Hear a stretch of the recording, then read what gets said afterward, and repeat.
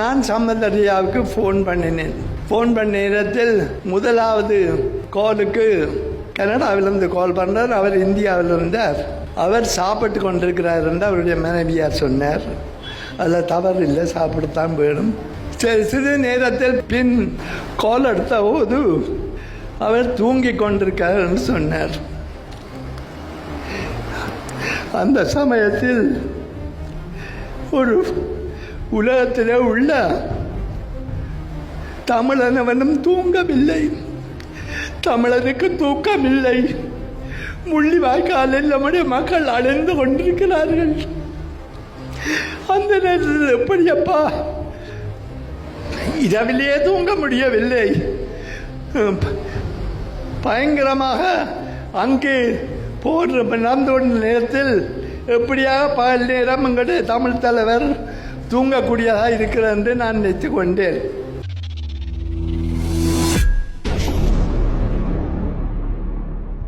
அன்புக்குரிய தலைவர் தம்பி சிவாஜி அவர்களே, மேடையிலே அமர்ந்திருக்கின்ற பேச்சாளர் பெருமக்களே, கருத்துரை வழங்க காத்திருக்கும் பேச்சாளர் பெருமக்களே, சபையிலே இருக்கின்ற அன்பர்களே, என் மூப்பின் காரணமாக நிறைய நேரம் பேச போறதும் இல்லை. என் கருத்தோட்டம் நீரோட்டம் போல அமையாது விட்டு தடுமாற்றங்கள் இருந்தால் மன்னித்து விடுமாறு கேட்டுக்கொள்கிறேன். எனக்கு வயது 86. இந்த மேலே பாரதியின் வார்த்தைகள் என்று தனியும் இந்த சுதந்திர தாகம், அதை பார்க்கும்போது சிறிசேன அரசு பதவிக்கு வந்து பிப்ரவரி 4 நடந்த சுதந்திர தின விழாவை பற்றிய நினைவுகள், அதை பற்றி வந்த செய்திகள், அந்த செய்திகளோடு வந்த செய்தி படங்கள், அதில் நம்முடைய தமிழ் தலைவர்கள் என்று சொல்லக்கூடிய சேமண்ணன் சம்பந்தர் அவர்கள், சுமந்திரன் போன்றோர் தம்பதி சமயதராய் பட்டு வேட்டி சட்டையில் தமிழ் உடையில் என்று பத்திரிகையில் அப்போது பறைசாற்றப்பட்டது. அவர்கள் வந்து மிகவும் கொண்டாட்டமாக அந்த சுதந்திர தினத்தில் விடுதலை கிடைத்தது போல பங்கு பெற்றிய காட்சி என் கண்முன்னே வருகிறது. என்று தனியும் இந்த சுதந்திர தாகம் அவர்களுக்கு அப்போதே தாகம் தீர்ந்து விட்டது போல இருந்தது. அவர்கள் பட்டு பேட்டி சட்டையில் நல்ல அமர்க்களமாக ஆடம்பரமாக வந்து அமர்ந்த நேரத்தில் இந்த தமிழினம் கோவணாண்டிகளாக நிர்வாண கோலத்தே நின்றது. காலங்காலமாக நாங்கள் ஒரு சபதம் ஏற்று ஒரு சூடுரை ஏற்று அனுட்டி வந்த துக்க தினத்தில் அந்த வரலாற்றை எல்லாம் அப்படியே புழுதி காற்று போல மூடி மறைக்கக்கூடியதாக தென்னிலங்கையில் இருக்கக்கூடிய சிங்கள ஊடகங்களுக்கும் உலகத்தில் இருக்கக்கூடிய பல்வேறு சர்வதேச ஊடகங்களுக்கும் பிரச்சனைகள் எல்லாம் தீர்ந்து விட்டது என்ற மாய தோட்டத்தை உண்டு பண்ணக்கூடிய அளவிலே நடந்து கொண்டார்கள். இது போன்ற எனக்கு மிகவும் சேமண்ணன் எனக்கு மிக நெருக்கமானவர். 3 ஆண்டுகள் அவரோடு பழகி இருக்கிறேன். இப்படியான தமிழ் தலைவர்கள் இருக்கின்ற இந்த தமிழினத்தை வழிநடத்துவதென்றால் தமிழினம் தடுமாறத்தான் செய்யும், தடம் புரண்டு போடும். எங்களுடைய தளங்களை விட்டு அவர்களெல்லாம் விலகி போகின்ற காட்சிகளை பார்க்கும்போது எனக்கு மிகவும் வேதனையாக இருக்கிறது. மேதின கொண்டாட்டம் ஒன்று நடந்தது யாழ்ப்பாணத்திலே. அந்த நேரத்தில் மேதினம் தொழிலாளர் தினம், ஒடுக்கப்பட்ட பாட்டாளி மக்கள் இருக்கின்ற தினம், செந்நீர் சிந்திய செங்கொடி ஏந்திய தினம். அந்த தினத்தில் தொழிலாளருடைய தோழன், பாட்டாளிகளின் கூட்டாளி சுமந்திரன் போன்றவர்கள் எல்லாம் வினோத உட போட்டியில் பங்கு பெற்றது போல சிவப்பு சட்டை அணிந்து அனுரா போன்றவர்களோடெல்லாம் அணிவகுத்து யாழ்ப்பாண புகைவண்டி நிலையத்திலிருந்து இறங்கி நடந்து வந்த காட்சியெல்லாம், அந்த கன்றாவிய காட்சியெல்லாம் கண்டு கனடாவில் இருந்த போன்றவர்கள் கண்ணீர் வடித்தோம். வேறு என்ன செய்ய முடியும்? சம்பந்தர் அவர்களோடு 2010ஆம் ஆண்டுக்கு பிறகு நான் பேசுவதில்லை. அவரோடு தொடர்புகள் எல்லாம் துண்டித்து கொண்டேன். காரணம், 2010ஆம் ஆண்டு ஜனாதிபதி தேர்தல் நடந்த நேரத்தில் நான் அவருக்கு கடிதம் ஒன்று எழுதினேன். டாக்டர் விக்ரமாவு அவர்களை ஆதரிக்க வேண்டும் என்று கடிதம் எழுதினேன். தொலைபேசியிலும் பேசினேன். அந்த நேரம் பொன்சேகா போட்டியிட்டார், மற்றது ராஜபக்சவும் போட்டியிட்டார். இனவரி பிடித்தவர் போட்டியிடும் நேரத்தில் சம்பந்தரால் பொன்சேகாவை சந்தித்து பேச முடிந்தது. ராஜபக்ச சந்தித்து பேச முடிந்தது. டாக்டர் விக்ரமாவு தொலைபேசியில் தொடர்பு கொண்ட போது எனக்கு சொன்னார், சந்திக்காவிட்டாலும் பரவாயில்லை, தமிழ் மக்கள் மத்தியில் ஒரு தப்பான அபிப்பிராயம், நான் போட்டியில் நிற்பதே தெரியாது போய்விடும், தயவு செய்து சம்பந்தர்களோடு நான் சந்தித்து பேச ஒரு அப்பாயின்மெண்ட் எடுத்து தாருங்கள், நேரம் ஒதுக்கி தரும்படி கேளுங்கள் என்று சம்பந்தர் ஐயாவுக்கு கடிதம் எழுதினேன். எழுதி சொன்னேன், இந்த மனுஷன் டாக்டர் விக்ரமபாகு தன்னுடைய உயிரை பணயம் வைத்து, தன்னுடைய அரசியல் வாழ்வை பணயம் வைத்து எங்களுக்காக குரல் கொடுத்திருக்கக்கூடிய ஒரு சிங்கள பெருமகன். அவரை நீங்கள் ஆதரிக்காவிட்டாலும் கூட ஒரு மாதிரி சந்தித்து பேசுங்கள் என்று. அதற்கு கூட ஏன் பொன்சேகாவை ஆதரிப்பதற்கு எனக்கு விளக்கம் தந்தார் தொலைபேசியில். அந்த விளக்கத்தை நான் ஏற்றுக்கொள்ளவில்லை. இருந்தாலும் கூட சந்தித்து பேசுகள்னு சொன்னபோது அதற்கு மறுமொழி இல்லை. அத்தோடு காட்டமாக சம்பந்த நபர்களுக்கு ஒரு கடிதம் எழுதிவிட்டு தொடர்புகளை துண்டித்துக் கொண்டேன். முள்ளிவாய்க்கால் இறுதிப்போர் நடந்து கொண்டிருந்த நேரத்தில் உலகத்தில் இருக்கக்கூடிய லட்சோப லட்சம் தமிழர்கள் எல்லாம் அந்த நேரத்தில் உணர்ச்சி பிளம்புகளாக அந்தந்த நாடுகளிலே வெளிநாடுகளிலே எல்லாம் ஊர்வலங்கள், இரவு பகலாக ஊர்வலங்கள் நடத்தி ஆர்ப்பாட்டங்கள் செய்து ஐக்கிய நாடு சபை தலையிட வேண்டும், போர் நிறுத்தம் ஏற்பட வேண்டும் என்று சொல்லி போராட்டங்களை நடத்தி கொண்ட நேரத்தில் பொப்ரே என்று சொல்லப்படுகின்ற NDP என்ற கட்சியின் தலைவர், கனடாவில் ஒன்டாரியோ மாகாணத்தின் முன்னாள் முதல் மந்திரியாக இருந்தவர், பிரீமியர் என்று சொல்வார்கள். அங்கே சமஷ்டி அமைப்பு 10 மாகாணங்கள், ஒவ்வொரு மாகாணத்துக்கும் ஒரு பிரீமியர் இருப்பார். பொப்ரே அவர்கள் NDP என்ற கட்சி ஒரு இடதுசாரி கட்சி. அந்த கட்சி லிபரல் கட்சியோடு, ஆட்சியில் இருந்த லிபரல் கட்சியோடு இணக்கமாக இருந்தது. அவரை நாங்கள் சில பேர் சந்தித்து இந்த யுத்தத்தை நிறுத்துவதற்கு, ஐக்கிய நாடு சபைக்கு பிரதித்துவங்கள் செய்வதற்கு கனேடிய அரசாங்கத்தை தூண்டுங்கள் என்று கேட்ட நேரத்தில் பொப்ரே அவர்கள் சொன்னார்கள், நிலைமை மகா மோசம், அங்கு வந்து இந்த தமிழ் மக்களை அடியோடு அழித்து விடுவார்கள், விடுதலை புலிகளை மட்டுமல்ல தமிழ் மக்களை அழித்து விடுவார்கள், இந்த நேரத்தில் தலையிட்டு இதை நிறுத்தாவிட்டால் there will be complete devastation, இதற்கு ஏதாவது வழி பாருங்கள் என்ற இன்னும் வழியை சொல்கிறீர்கள் என்றால் அவர் சொன்னார், நான் வந்து இலங்கை அரசாங்கத்தோடு பேச வேண்டும், பேசுவதற்கு என்னை நானாக வெளியே போய் இதில் தலையிட முடியாது, கனடா அரசாங்கத்தோடு, இங்குள்ள கட்சிகள் ஆளுங்கட்சி எதிர்கட்சி போல அல்ல, அவர்கள் எதிர்கட்சியாக இருந்தாலும் ஆளுங்கட்சியோடு இணக்கமான உறவில் இருந்தார்கள், கனேடிய அரசாங்கத்தோடு பேசி தலையிட நான் செய்வேன், அதே நேரத்தில் விடுதலை புலிகளுடன் நான் நேரடியாக பேசினால் அவர்களுடைய கொள்கைகளை ஆதரித்தாக முடிந்துவிடும், ஆகவே நீ ஒரு ஆயுதம் தாங்காத அமைப்பை சேர்ந்த தலைவர்களோடு பேச விரும்புகிறேன், அவர்கள் என்னை கேட்க வேண்டும், கேட்காமல் நானா போய் மூக்க நுழைக்க முடியாது என்று சொன்னார்கள். சொன்ன நேரத்தில் நான் பலரின் பெயரை கூறிவிட்டு, அப்போது சம்பந்தர் ஐயா இந்தியாவில் இருந்தார், மிஸ்டர் சம்பந்தரை உங்களுக்கு சந்தித்தால் அவர் ஊடாக இதை முன்னெடுத்து செல்வீர்களா என்றால் மிக்க நல்லது, சம்பந்தர் எனக்கும் தெரிந்தவர் ஃப்ரெண்ட், அதே நேரத்தில் சம்பந்தர் என்றால் இலங்கை அரசாங்கம் சரி, ஐக்கிய நாடு சபையும் சரி, உலக நாடுகளிலும் கூட சம்பந்தருடைய பின்னணியை வைத்துக் கொண்டு இந்த பேச்சுவார்த்தை நான் ஈடுபதை சந்தேகம் விட முடியாது என்று சொல்லி சம்பந்தரை சந்திப்பதற்கு ஏற்பாடு செய்யுங்கள் என்றார். என்ற போது இலங்கைக்கு உங்களுக்கு விசா தருவார்களா என்று கேட்டேன். அவர் சொன்னால் அது தான் ஒழுங்குபடுத்துவேன் என்று. அதே நேரத்தில் நான் இந்தியா இதை விரும்பாதே, இந்த யுத்தத்தை நிறுத்துவதை விரும்பாதே, இந்தியா தானே பின்னில் என்று இயக்கி கொண்டிருக்கிறது சொன்ன நேரத்தில் அவரும் ஐக்கிய நாடு சபையில் இந்திய பிரதிநிதியாக இருப்பவரும் நானும் அவரின் நெருங்கிய நண்பர்கள், நான் அவருடன் பேசி இந்தியாவை சமாளிக்கிறேன், கனடா அரசாங்கத்தையும் சமாளிக்கிறேன், கனடா அரசாங்கத்தின் பிரதிநிதியாகவே செல்ல தயாராக இருக்கிறேன் என்றார்.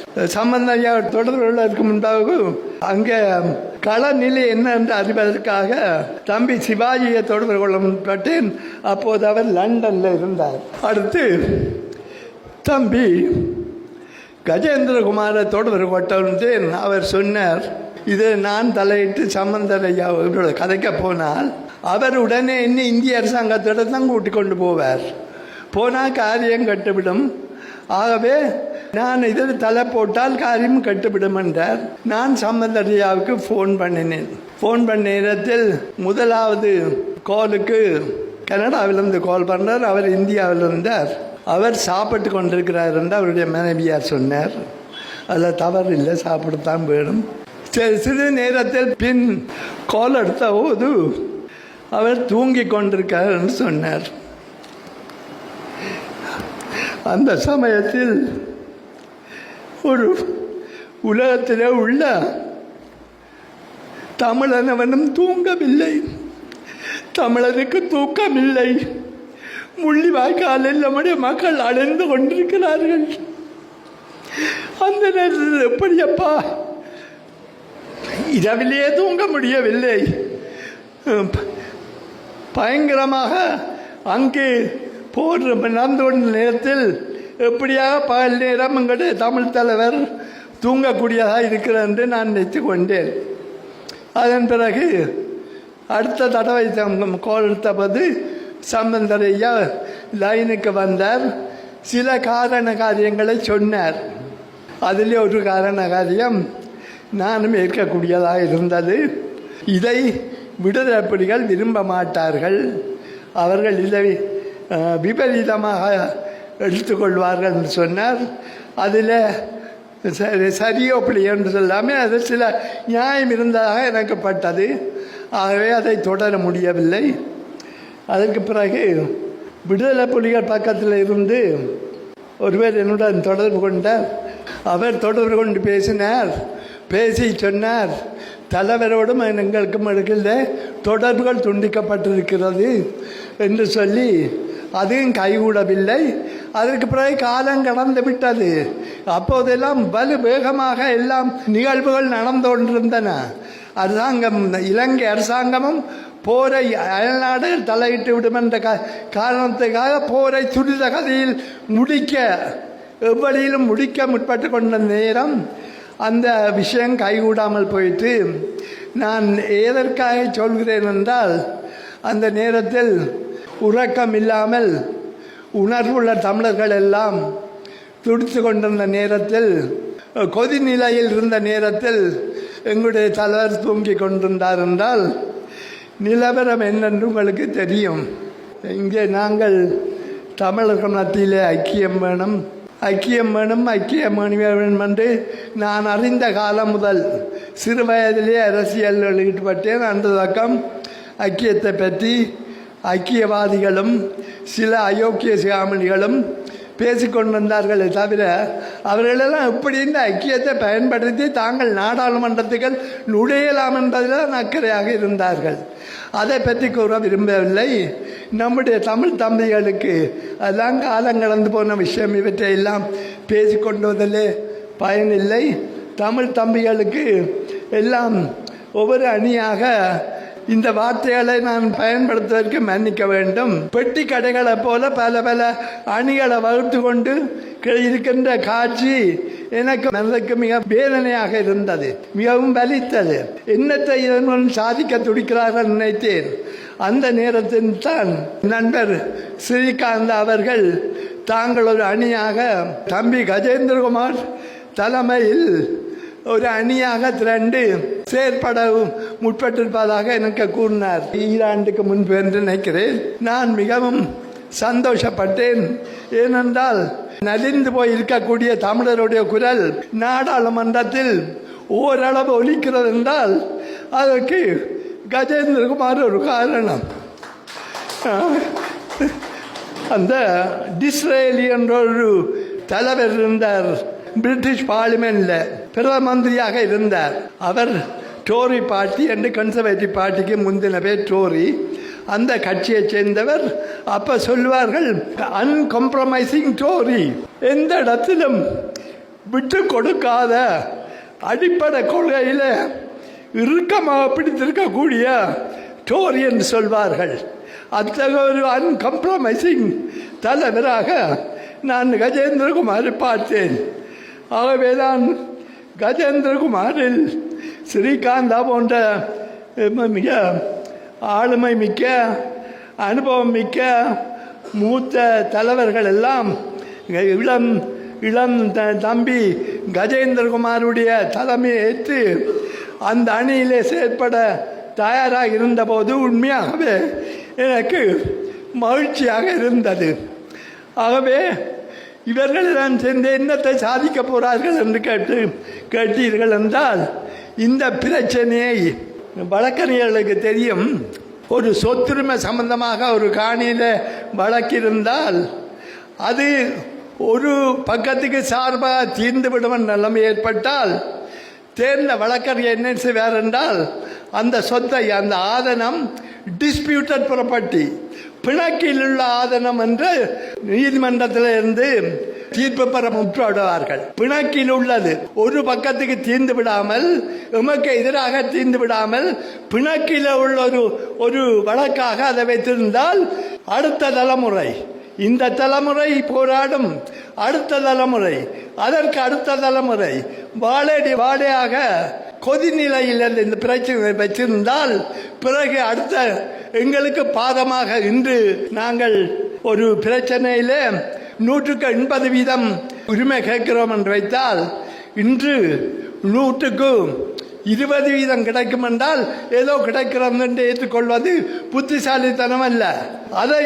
அதே நிலையில் வைத்துக்கொண்டு அந்த 80% நமக்கு உரிமை இருக்கிறது என்று கூறிக்கொண்டு அந்த பிரச்சனை அடுத்த தலைமுறைக்கு எடுத்து செல்வதுதான் புத்திசாலித்தனம்.